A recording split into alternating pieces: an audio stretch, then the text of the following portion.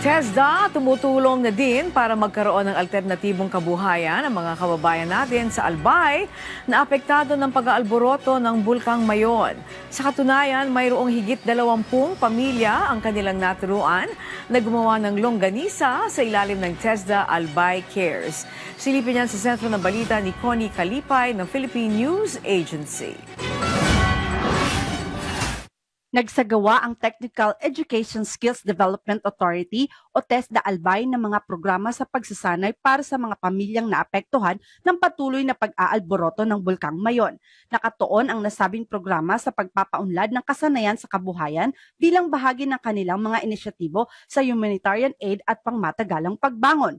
Sa ilalim ng TESDA Albay Cares o Compassionate Support, Accessible Assistance, Resilience Building, Empowerment Through Skills and Sustainable Recovery, nagbigay hindi lamang ng mainit na pagkain sa mga bakwit sa mga evacuation centers, kundi pati na rin mga praktikal na pagsasanay para matulungan na magkaroon ng mga kakayahan para sa mga potensyal na oportunidad sa kita. Tinuruan ang 28 na pamilya o 84 na individual na nasa San Jose Elementary School Evacuation Center sa Barangay San Roque sa paggawa ng longganisa. Ang mga bakwit mula Barangay Calbayog na may kabuuang 269 na pamilya o 1,018 individual ay nakatanggap din ng suporta na nagpalawak sa kanilang kaalaman. Sa pakikipagtulungan ng San Francisco Institute of Science and Technology, 93 na pamilya o 305 na individual sa Barangay Buang, Tabaco City ang lumahok sa mga sesyon sa pagsasanay sa paggawa ng kakanin, banana chips at potato chips. Ang mga pagsasanay na nakatuon sa kabuhayan ay naglalayong bigyan ang mga evacuee ng mga kasanayang magkaroon ng kita na magtataguyod sa kakayahang umangkop sa sarili at mapadali ang kanilang patuloy na pagbangon.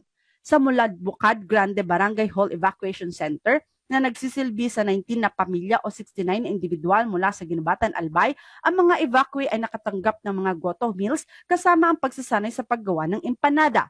Binagyan diin ni Mariglo Makabuhay Sese, Provincial Director ng TESDA Albay, na ang cares ng TESDA Albay ay higit pa sa pagtugon sa emerhensya na binabago ang kakayahan at ang tulong na nagbibigay daan sa mga komunidad na naapektuhan ng sakuna na muling buuin ng may dignidad, lakas at katatagan. Mula rito sa Albay para sa Integrated State Media, Connie Kalipay ng Philippine News Agency.